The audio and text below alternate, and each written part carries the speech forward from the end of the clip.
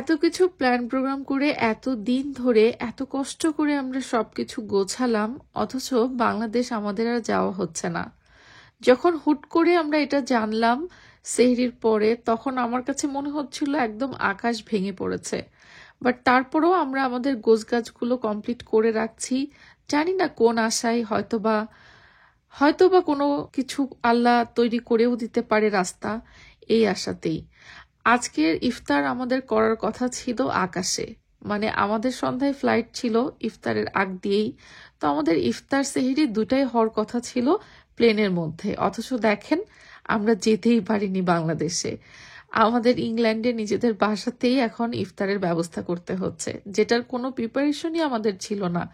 আমরা ভেবেছিলাম যে বাংলাদেশের পথে থাকবো এতক্ষণ, কিন্তু না, আমরা ইংল্যান্ডে রয়েছি, আমাদের বাংলাদেশে যাওয়া হচ্ছে না, আমাদের ফ্লাইটটা ক্যান্সেল হয়েছে। একটা বড় ইনসিডেন্ট, যেটা আসলে ওয়ার্ল্ড ওয়াইড অনেকগুলো ফ্লাইট, অনেক মানুষ ভোগান্তির শিকার হয়েছে, আর তার মধ্যে দুর্ভাগা হচ্ছে আমরাও। তো এই যে আমাদের টুনাটুনির ছোটখাটো ইফতারের ব্যবস্থা করেছি, মন জান এত পরিমাণ খারাপ। আপনাদের ভাইয়া আমাকে বারবার চেয়ার আপ করার চেষ্টা করছে, কিন্তু তাতে কি হয় বলেন? আসলে কথায় আছে না যে আল্লাহ ইজ দ্য বেস্ট প্ল্যানার। আমরা মানুষ যত কিছু প্ল্যান করি না কেন, কোনো কিছুই কাজে লাগে না। দেখেন না, আমরা গত 6 মাস ধরে এক্সাইটেড যে আমরা এই সময় বাংলাদেশ যাব, টিকিট কত আগে কেটে রেখেছি, সবকিছু ঠিক, বাট আনফরচুনেটলি আমাদের বাংলাদেশ যাওয়া হচ্ছে না। আমাদের ফ্লাইট ক্যান্সেল হয়েছে। সবকিছু রেডি করার পরও মানে লাইক মন খুব খারাপ। তারপরও আমি মানে কোনো কাজে মনোযোগ দিতে পারতেছি না, সবকিছু গোছায় রাখছি। এখনো আশা রাখতেছি যে হয়তোবা আমার ভাইয়ের বিয়ের আগে বাংলাদেশ পৌঁছাতে পারবো। সবাই জানেন যে আমার ভাইয়ের বিয়ের কারণে বেসিক্যালি আমরা বাংলাদেশ যাচ্ছি। তো আমার ভাইয়ের বিয়েটা কিন্তু রোজার মধ্যেই, নর্মালি ঈদের পরে বিয়ে হয়। ঈদের পরে আসলে আমাদের বৌভাতের অনুষ্ঠানটা হওয়ার কথা, আর ঈদের আগেই আমাদের ভাইয়ের বিয়ে হয়ে যাওয়ার কথা, যেহেতু আমার ভাইয়ের বিয়েটা ঢাকাতে হবে আর আমাদের বাড়ি হচ্ছে কুষ্টিয়াতে। এই জন্য আমরা প্ল্যানটা ওভাবে সেট করছিলাম যে আমরা যাতে ঈদ করতে তো কুষ্টিয়াতে যাব, সো নতুন বউকে নিয়ে যাতে ঈদ করতে পারি। ঈদের পরে বিয়ে হলে তো নতুন বউকে নিয়ে আমরা ঈদ করতে পারতাম না, যেহেতু আমরা বিদেশ থেকে যাচ্ছি।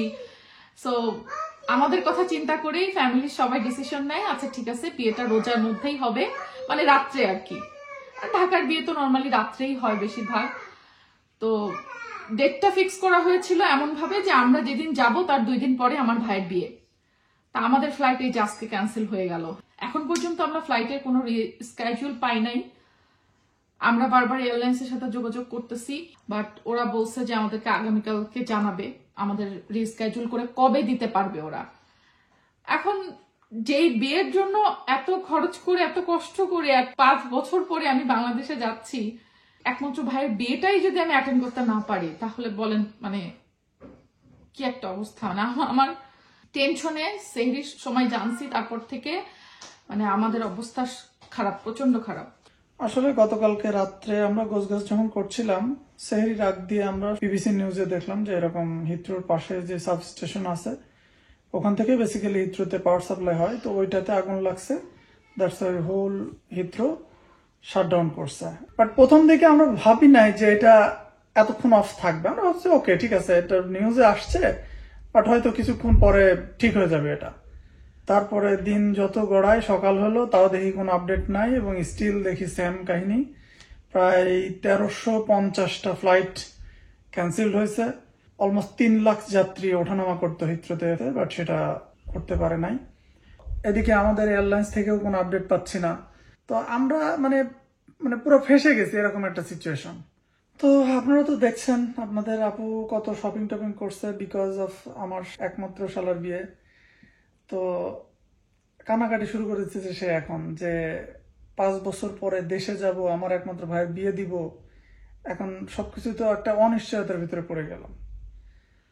আসলে আমাদেরও মন খারাপ, এদিকে আমাদের বাড়িতে আব্বা আম্মা, আমার শ্বশুর শাশুড়ি সবারই মন খারাপ। কি হবে আমরা কেউই জানতেছি না। তারাও ওয়েট করতেছে যে আমরা আসবো এত বছর পরে, নাতি নাতনি সবাইকে দেখবে তারা, কিন্তু আমরা এখন কোনো নিউজ দিতে পারছি না। ফ্রাস্ট্রেটেড। কি করছে জানো, মন টন খারাপ। আবার দেখতেছি রান্না বসাইছো কয়েক পদের। মন খারাপ থাকলে কি না খেয়ে থাকবা? না খেয়ে আবার থাকা যায়? আমি লিটারালি সব মানে আমার কাঁচা জাতীয় জিনিস যেসব নর্মাল ফ্রিজে ছিল বেশি বেশি করে খেয়ে শেষ করে ফেলছি। ভাবছি যে আর তো খাওয়া হবে না, চলে যাচ্ছি, আর এখন এই অবস্থা। এখন আবার নতুন করে ডিপ ফ্রিজ থেকে মাছ মাংস সব বের করছি। এখানে রান্না করছি হচ্ছে গরুর মাংস, অল্প করে করছি কারণ এখনো আশা আছে আমার যে যদি ফ্লাইট আমরা পাই তাহলে তো খুব বেশি রান্না করলে সমস্যা। এখন দেখা যাক, যদি আল্লাহ কোনো একটা ফ্লাইট আমার ভাইয়ের বিয়ের আগ মুহূর্তে হলো মিলাই দেয়, একটা অবস্থা। এখন কিছু করার নাই। আর এখানে রান্না করছি হচ্ছে কচুরলতি, চিংড়ি মাছ।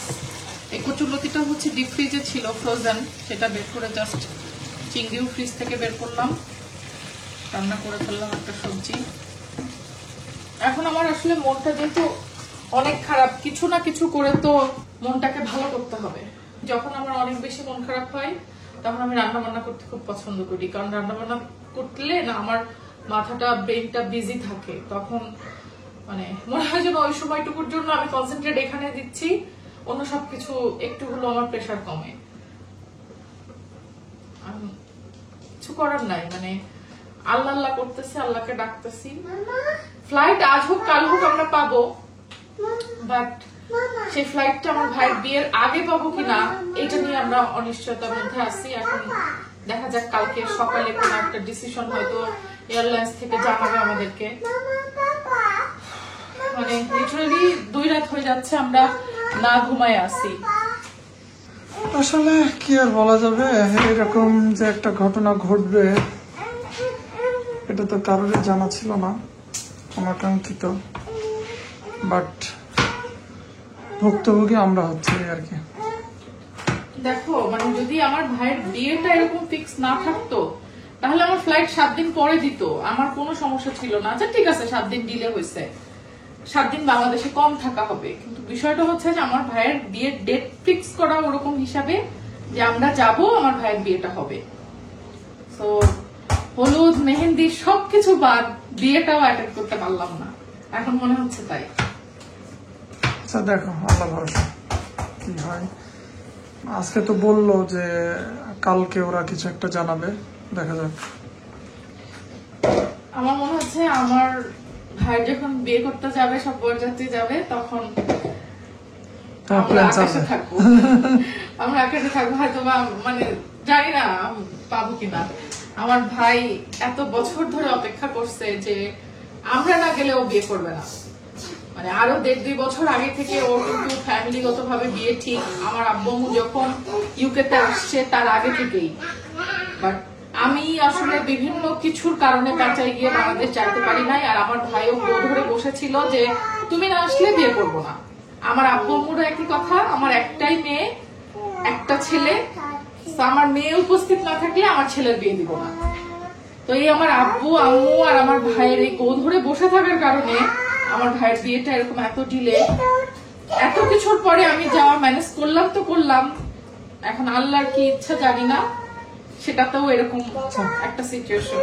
আল্লাহ যা করে অবশ্যই ভালোর জন্যই করে, এর ভিতরে অবশ্যই কোনো না কোনো ভালো আছে। লিটারালি আমাদের বাসায় মানে শোকের ছায়া পড়ে গেছে। আমি যতবার আমার ভাইয়ের সাথে ফোনে কথা বলতেছি, আমার ভাই বলতেছে আপু আব্বু আম্মুর এত মন খারাপ, মানে মনে হচ্ছে আমার বাসায় শোকের ছায়া। মানে আব্বু আম্মু তো অলরেডি ঢাকাতে, আমার ভাইয়ের বাসায়।